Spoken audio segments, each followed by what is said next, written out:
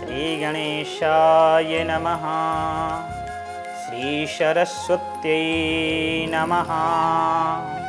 श्री शशिशेखराय नमः। आइए आज हम आपको महामृत्युंजय मंत्र का मतलब क्या होता है, इसको कब और कैसे करना और कराना चाहिए, इसका भावार्थ क्या है, इस पे प्रकाश डालते हैं, इसको समझने का प्रयास करते हैं। इसको सुनने से पहले आप हमारे चैनल को लाइक करें, सब्सक्राइब करें, ज़्यादा से ज़्यादा शेयर करें, ताकि सबको इसके बारे में पता हो सके, ज्ञान हो सके, जानकारी मिल सके।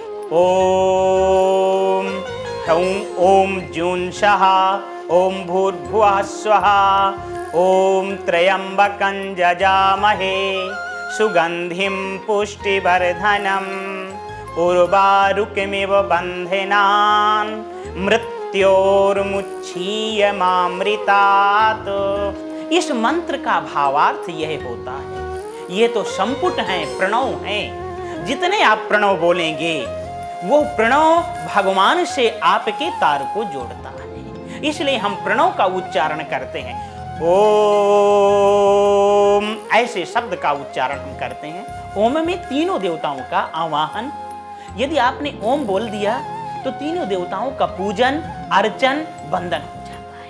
त्र्यंबकं यजामहे, त्र्यंबकम क्या है? त्र्यंबकम भोले बाबा भगवान शिव, जो सतोगुण, रजोगुण, तमोगुण से परे हैं, इसका मतलब ये है। दूसरी बात यजामहे, इनका यजन करने से जीव का, व्यक्ति का जितने सूल हैं, 3 प्रकार के सूल होते हैं, सतोगुण, रजोगुण, तमोगुण, इनसे वो अलग हो जाता है इनका यजन मात्र कर लेने से। यदि भोले बाबा को कोई यजन करता है, इस मंत्र का जप करता है, तो सुगंधिम पुष्टिवर्धनम, सुगंधि का आगमन होता है। इसलिए भोले बाबा का जब आप पूजन करें, सुंदर सा इत्र उनके ऊपर जरूर चढ़ावें, सुगंधिम पुष्टिवर्धनम। उसको चढ़ाने से शरीर आपका पुष्ट होता है, हृष्ट पुष्ट होता है। ऐसा वरदान भोले बाबा आपको प्रदान करते हैं, सुगंधिम पुष्टिवर्धनम। और बारुक में वो बंधन, यदि वह जीव, वह भक्त उनका किसी संकट में फंसा हुआ है, किसी समस्या में है, और यदि उसने याद किया भोले बाबा को, तो बंधनात्, उस बंधन से भोले बाबा उसको मुक्त कर देते हैं, उससे उसको निदान मिल जाता है। बंधनात्, उस बंधनों से, उन संकटों से। किसी प्रकार का भी संकट हो सकता है, और किसी प्रकार के संकट में आप भोले बाबा को याद कर सकते हैं। हाँ, पर इन मंत्रों का प्रभाव तब होता है जब गुप्त किए जाएं, और रुद्राक्ष की माला ले करके, गोमुखी ले करके ही भजन करें। जब गोमुखी लेकर के भजन करें, यदि गोमुखी नहीं है तो कोई अंगोछा है, तो उस अंगोछा में लेकर के माला को छिपा करके भजन करें। और माला जब आप जपें, भगवान का नाम लें, तो हृदय से आपकी माला स्पर्श होनी चाहिए।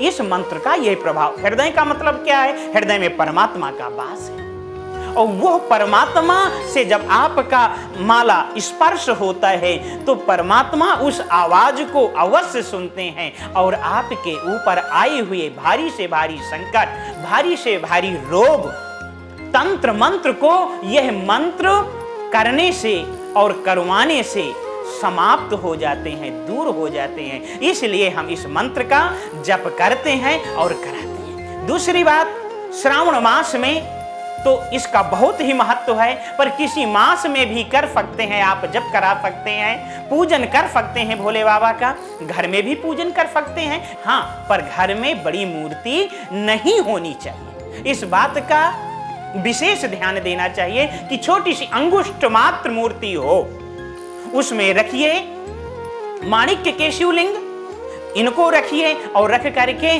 वहां पर उनका पूजन प्रारंभ करिए। पूजन में पहले उनके परिवार का आवाहन करिए। उनके परिवार में श्री गणेश जी, स्वामी कार्तिक जी, और उनकी धर्मपत्नी श्री मां पार्वती जी, और खड़ानन और नंदीश्वर, ये 5 लोग हैं। भोले बाबा का पूजन करने से आपके परिवार में यदि विषमता है, तो आपके परिवार में वो विषमता समाप्त हो जाएगी। और आपके परिवार में सुख शांति होगी और ये मंत्र का जप चलता रहे। अच्छे विद्वान ब्राह्मणों को बुला करके घर में पूजन करवाइए या मंत्र का जप करवाइए, या आपका उच्चारण यदि शुद्ध है तो मंत्र का जप करना है, और यदि मंत्र का उच्चारण शुद्ध नहीं है तो आपको जप बिल्कुल नहीं करना है। तो भोले बाबा की आप सेवा करिए, भोले बाबा के मंत्र का आप जप करिए। भोले बाबा की कृपा से आपके परिवार में यदि वंश की वृद्धि नहीं हो रही तो वंश की वृद्धि भी होगी। यदि आपके परिवार में आपके बच्चे पढ़ाई में कमजोर हैं तो भोले बाबा की सेवा करने से आपके बच्चों की पढ़ाई लिखाई ठीक हो जाती है। किसी भी प्रकार के संकट में हैं तो भी भोले बाबा उस संकट से आपको निवारण कर देते हैं। यह इस मंत्र का यही अर्थ होता है। बाकी अर्थ करें तो दिन भर, महीनों भर, 4 महीने, 6 महीने भी किया जाए तो भी कम है, पर सूक्ष्म रूप में यही भोले बाबा का भावार्थ है, मृत्यु में जय को प्रदान करने वाला ऐसा मंत्र है। इन्हीं शब्दों के साथ में मैं अपनी वाणी को यहीं पर विराम देना चाहूंगा। आपके परिवार पे सुख शांति का आगमन हो, सुख समृद्धि हो, भोले बाबा की कृपा बनी रहे। हर हर महादेव। बोले गौरी शंकर भगवान की जय।